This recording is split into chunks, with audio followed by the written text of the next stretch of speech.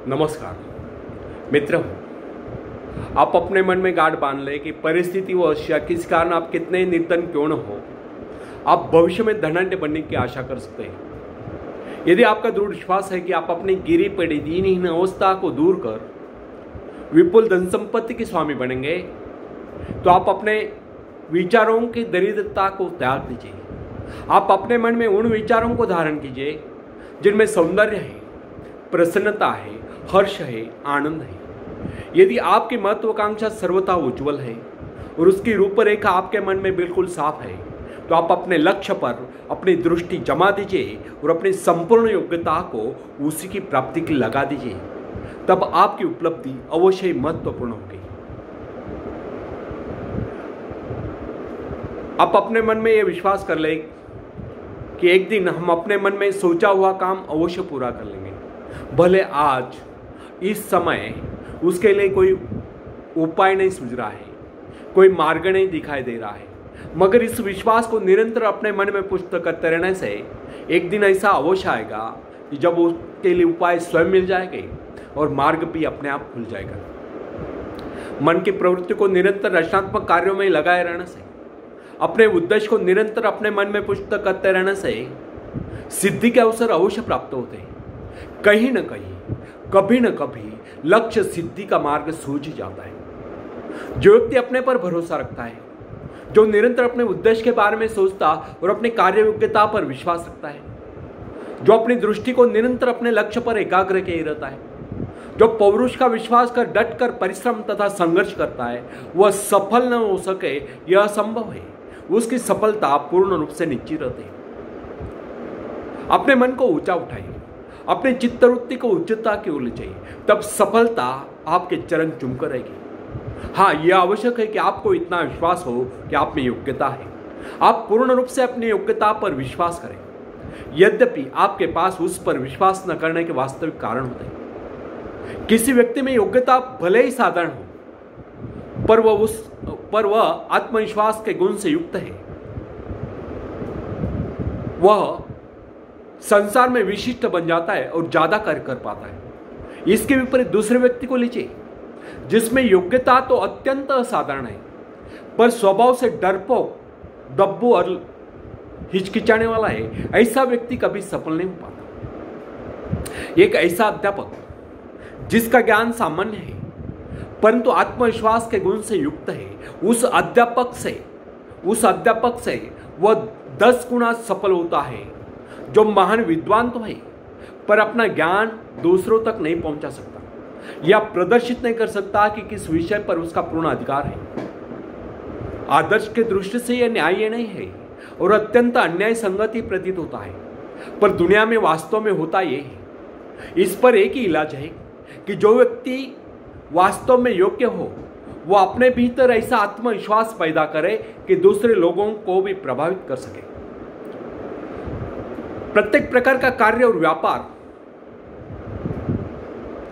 हमारा प्रत्येक प्रकार का कार्य और व्यापार दूसरों के हम पर किए गए इस विश्वास पर निर्भर रहता है कि हम योजनाओं को पूर्ण कर सकते हैं, ऊंचे दर्जे की वस्तुओं का उत्पादन कर सकते हैं, कार्यकर्ताओं को अनुशासन में रख सकते हैं तथा हजारों कामों में से कोई भी काम कर सकते हैं। जीवन बहुत छोटा है और संसार बहुत व्यस्त है। यहां पर किसी के पास इतनी फुर्सत नहीं है कि वह इस बात की सूक्ष्म जांच पड़ताल करे कि अमुक आदमी इस काम को कर सकता है या नहीं, जिसका कि वह दावा करता है। अधिकांशतः यही होता है कि व्यक्ति अपने विषय में जो चित्र प्रस्तुत करता है उसे मान लिया जाता है, यदि वह भविष्य में इस विश्वास को खोद ही न खो दे। जब कोई आदमी काला कोट और टाई आदि लगा ले तो दुनिया मानकर चलेगी कि वह वकील है और उस पेशे के लिए उपयुक्त है, जब तक कि वह स्वयं ही उसे अन्यथा सिद्ध न कर दे।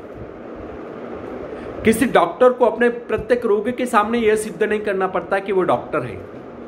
उसका व्यवहार, उसकी बातें स्वयं इस बात को मनवा दिया करते हैं। इसी प्रकार प्रत्येक विश्वासी व्यक्ति का व्यवहार बतला देता है कि वह कितना काबिल है। यदि आप भी अपना ये व्यवहार ऐसा बना ले, आप अवश्य सफल होंगे। प्राय देखा गया कि हम कार्य रूप बनाते हैं, सोचते हैं कि तैयार हैं। इसका परिणाम यह होता है कि हमारा अधिकांश समय नष्ट हो जाया करता है। कार्य अधिक अवश्य है, मगर उसके बारे में एक बार सोच ले और उस पर अमल शुरू कर दे। आप रचनात्मक चिंतन करें। रचनात्मक चिंतन का अर्थ है स्वास्थ्य तथा धन संपन्नता। हमारी योग्यता है इसलिए कि हम पदार्थों का उत्पादन करें। निषेधात्मक चिंतन का अर्थ है चिंता, दीनता, अस्वस्थता और सब प्रकार की समस्याएं। रचनात्मक चिंतन मनुष्य का संरक्षक है। वह व्यक्ति को असंतुलन, निर्धनता, तथा रोग से बचाता है। हारे हुए लोगों के फौज में वे ही लोग होते हैं जिनका चिंतन ऋणात्मक तथा नकारात्मक हो। उत्साह, उल्लास, उद्यम और साहस, ये 4 प्रवृत्तियां व्यक्ति की सबसे बड़ी संपत्ति है। जब नहीं करना चाहिए तब हम संकोच और लालच के मारे हाँ कह देते हैं, तो यह भी एक प्रकार का ऋणात्मक तथा नकारात्मक चिंतन ही है। जब हमारा निर्णय दोषपूर्ण होता है तब हम गलत सौदे कर बैठते हैं। साहस दिखाने वक्त हम धन लगाने में चूक जाते हैं और सब प्रकार की मूर्खतापूर्ण कार्यवाहियां कर बैठते हैं। निषेधात्मक मन स्थिति में नहीं होता कि वह महत्वपूर्ण अवसर पर कोई उचित कदम उठा सके। तब हमसे भूलें होती है, त्रुटियां होती है, गलतियां होती है। साहस दिखाने वक्त हम रुक जाते हैं और रुकने योग्य समय हम अपने को रोक नहीं पाते।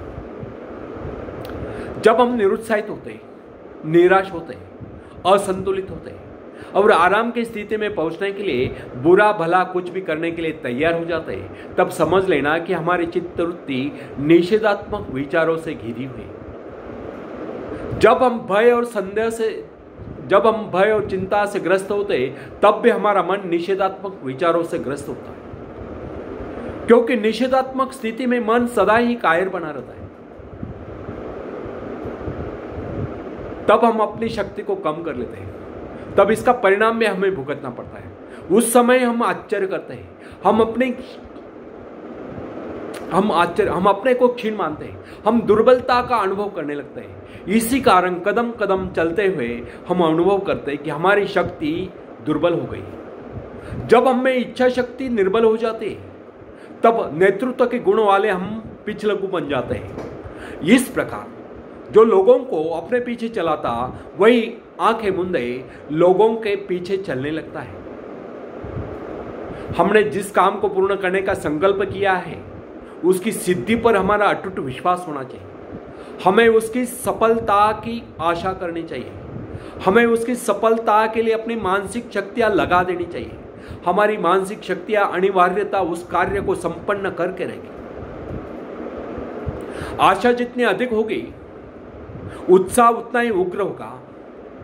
उत्साह जितना उग्र होगा, मानसिक प्रयत्न उतने ही प्रचंड हो गए। मानसिक प्रयत्न जितने प्रचंड हो गए, सफलता भी उतनी ही शीघ्रता से प्राप्त होगी। हमारी सारी मानसिक शक्तियों का स्वरूप हमारी आशा और हमारे संकल्प के अनुरूप ही होता है। जिस वस्तु को हमारा हृदय चाहता है, उसके स्वरूप का निर्माण हमारी आशा आकांक्षा, हमारे विश्वास, हमारे दृढ़ संकल्प, हमारे प्रयत्न द्वारा होता है। परिणामतः वह वस्तु हमें साकार रूप में प्राप्त हो जाएगा। हमारे मन में वस्तु का जो चित्र विद्यमान रहता है, उसी के आधार पर हमारी सारी रचनात्मक शक्तियां निर्माण करने में लग जाती हैं। अंततः उसी के अनुरूप हमारी उपलब्धि भी होती है। जिस व्यक्ति को शुभ आशा करने का वरदान मिला हुआ है, यदि वह अपने लक्ष्य की सिद्धि के लिए दृढ़ निश्चय कर लेता है, तो उसके मार्ग में चाहे कितनी बाधाएं क्यों ना आए, वह अपने संकल्प के बल पर उन बाधाओं को दूर कर अपने कार्य में सफल हो जाता है। फ्रेंड्स, हमारे अंतःकरण में महान शक्तियां छुपी हुई हैं। उन्हें हम ठीक से देखें, उन्हें पहचाने के हमारे भीतर वो कौन सी विद्युत शक्ति है। यदि हम उसे जान ले तो हमारा काम सरल हो जाएगा। कार्लाइल ने इस बात को कहा है कि जब व्यक्ति साहस नाम की विद्युत धारा से अपना संबंध जोड़ने का गुर सीख जाए, तो अपनी कार्य कुशलता में लाखों गुना वृद्धि करने में समर्थ होता है। इसका कारण यह है, तब हम उस दिव्य शक्ति भंडार के सहयोगी तथा सहकर्ता हो जाएंगे। न केवल उस दिव्य शक्ति भंडार से स्वयं शक्ति प्राप्त करने में समर्थ हो गए, बल्कि औरों को भी शक्ति प्रदान करने में समर्थ हो जाएंगे।